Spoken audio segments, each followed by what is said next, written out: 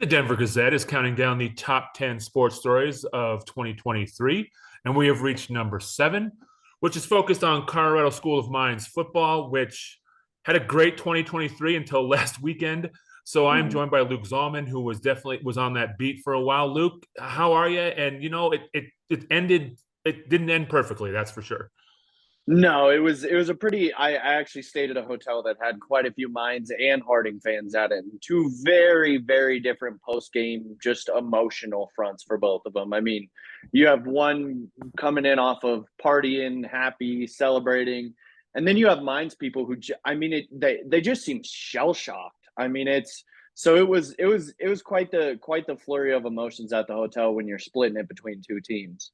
So, like I said, last weekend they lost to Harding in the national title game, 38-7. But the rest of the season, I think one word to sum them up was just dominant. Yeah, yeah. I mean, throughout the year, completely dominant, another undefeated. And that's the thing. It's back to back years now. They've gone undefeated all the way until that last game. So two dominant seasons. I mean, scoring differential is dominant, winning games by 60, 70, 80 points. The schedule of someone who you would think would roll to a title, but there's two teams there and they're both there for a reason. That's how I always look at it. It's no, in my opinion, no one makes it to the national championship by accident. Yep. So look, I just went and looked back at their schedule. They played two top five teams the first 2 weeks of the Mm-hmm. season, one on the road, one at home, and they beat both of them. And then they got in the RMAC play, and some of these scores are just they beat Adams 70-7. They beat Mm-hmm. Mesa 52-0. And then even in the playoffs, 56-10, 38-14. Like and they faced good teams in the playoffs, but I just don't Mm-hmm. think they faced anything like Harding was in that title game. No, I mean all season, I think you'd be hard pressed to find a team that brought what Harding brought as far as a physicality standpoint. Having two different running backs that offer completely different skill sets, but they complemented each other perfectly, and that's kind of what you like in that flex bone offense. Someone who can break it for a long one out on the outside, someone who can bust through the middle on the inside, and they had both of them. I mean, it was once you started watching Harding's offense, it was pretty I know for Mines fans it probably wasn't, but it was pretty fun to watch from a football perspective of just someone who runs something so well and has personnel that fits so well for what they're. I mean, it was pretty amazing to watch. It was truly like a machine.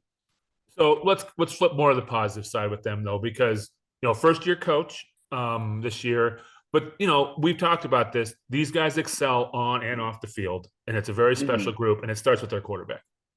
Yeah, and what was funny is it's so easy to forget when you see the final score. You just see them show up on game day. I think it's easy to forget that they were in the middle of finals right before they Right. left, and I even had to leave my interview with John Matoka, who you brought up. I had to leave my interview with him on Tuesday. I had to leave it a little short because he had to go home and work on his final project. I mean, there were guys that had finals all the way up until they left. I mean, it's a pretty tough task. Back to back years now, I've noticed it's the semifinal game is on the early end of their finals, and then their prep for the final game is basically in the heart of their finals. And that's really difficult. I think it's easy to think, well, you can disconnect from the two. They're two different things, but it's the two do kind of compound on each other when you're trying to prepare for an offense that you face nothing like all year. You have to basically change your entire defense from top to bottom to handle this offense.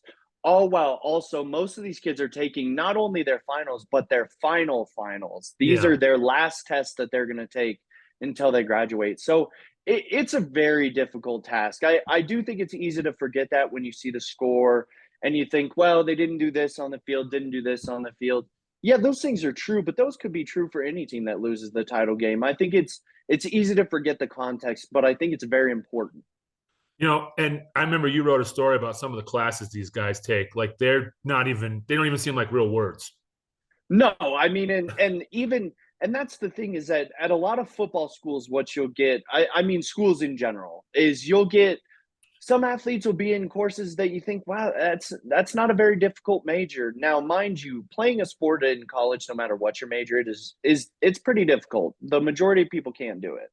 But then you add on the fact that their studies, their easiest, whether it be finals, their easiest courses, their easiest, majors are all harder than the vast majority of all other schools. So yeah, it's pretty difficult to say the least there. And how they broke a lot of records this year. What did Matoka break? What was he's like all-time leader in touchdowns, and is it All Division time two or an NCAA history? So NCAA history, total touchdowns, he leads. He wasn't able to catch Case Keenum's passing touchdown mark, which is still an unbelievable number. But I believe he also passed Tyson Bagent in passing yards. He passed him in passing touchdowns. So he has the passing touchdown mark for D2, just not for all of college. That's only the total touchdown, rushing and passing. So an amazing career. I mean, to say his career was a failure would just be Oh very no. short-sighted, given, if people thought, well, he lost two nationals. No, he was the reason that they were in those games. And I know there were a lot of other players. It all comes together obviously as a team, but they don't reach that height if John Matoka is not the quarterback. I mean, he is kind of the guy that brought it all together. And it is it's such a feat that a school like Mines can make the title game and Mm-hmm. have, someone like him who broke all these records. Now let's look to the future though, because he's graduating, and Mm-hmm. they have a lot to replace. I mean, those kids graduate on that team. Yeah, no, there's a lot of kids that are graduating. I believe some have some options to maybe come back, whether it be grad school, whatever that is, as far as like a Max McLeod, I believe, could come back. Their best wide receiver. He could come back if he wanted as a grad. Some guys like that, they'll have a pretty good quarterback in the wings. Evan Foster, he's their backup right now. So he'll be the starter next year. Judging by how each of the previous years have gone, you figure that coaching staff is going to stay pretty intact, pretty solid. So it may be one of those rare off seasons. They may not have to replace the head coach, which who knows what that could do for them as far as, well, you're losing a bunch of players, but you are giving the advantage of, hey, we still have some continuity, really for the first time in a little bit with that head coaching spot. Obviously, the assistants have stayed pretty similar, but I don't think that would hurt to have him. And Pete Sturbeck, he said, you know what, I messed up some things, and it was his first time ever being the head guy for a game like this. Obviously, he's experienced it before because he was the OC. He's done some other roles in big games like this, but you could tell that there are some regrets he had from his first title game. And I do think once Harding got rolling a little bit, you did see that pressure start to, he's never faced it before. And I think he made some decisions that in a vacuum he really wouldn't have wanted to make if he had, if he could go back and change it. But that's not how it works. And you grow and you learn from it. And he does strike me as a coach that could really learn from this and take a lot of those lessons moving forward too.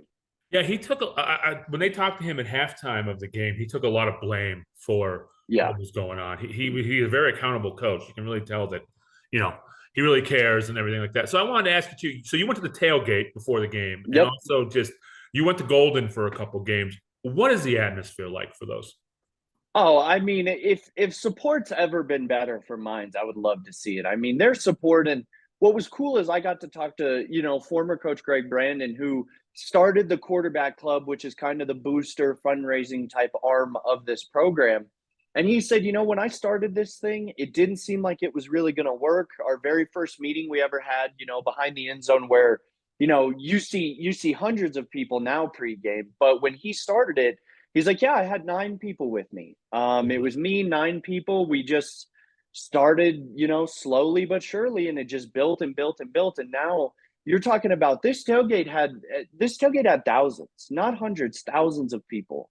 And it was pretty amazing to just see how expansive it was. I had heard how big the tailgate was last year, but I guess it was even bigger this year. And so, they had the full setup, tons of former players, parents of kids. I mean, I talked to multiple people who their kids just go to Mines. No one plays on the football team. Their child doesn't play on the football team, but they were just there because their kid goes to Mines. Their kid is there to support. So they say, hey, we'll come with. I mean, it was really cool to see the level of support and to hear where it came from someone who really started this ball rolling.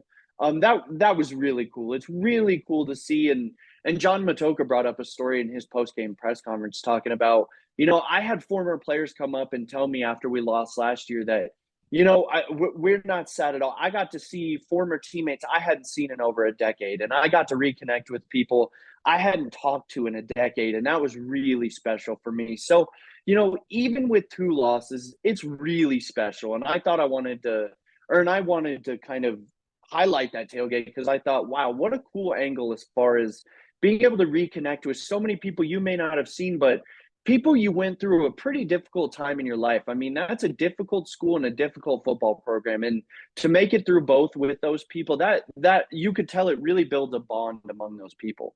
Real quick before we go, he's up for like the Division II Heisman, so to speak, right? Like, have they announced that yet?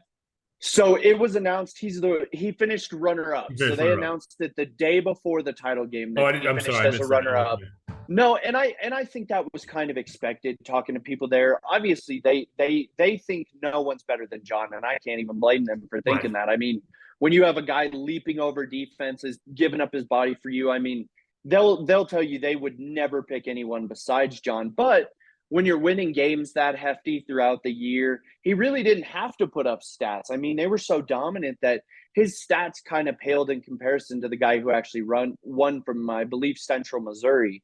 So his stats just weren't there, but that doesn't mean he didn't have a great season. I mean, he set all those records. He simply didn't have to play very aggressive in some of those games where they really put it on guys early. So an amazing season. He has won a Harlan Hill before, so he still has one under his belt. But I think this year he was way more focused on that national championship trophy for sure. Yep. So Luke, thanks for coming on and doing this. Again, it's hard when they dominate all year and then they come up short, but the Mines program is really cool. It's here to stay, and I think it's always going to be something that we have to look out for and take notice of. Like, they fly under the radar around here, and I think it's cool that we covered a lot of them, and it sounds like you had a really nice experience covering them this year. Yeah, for my money, for my 2 cents, they're the best, most I guess streamlined football program in this state. I mean, I don't think anyone's doing it more efficiently. Anyone's doing it better than they are at Mines right now. So it was really impressive to get an even deeper look than I had previously. It was pretty cool. I mean, it's a program that I think many across the state should really model themselves after.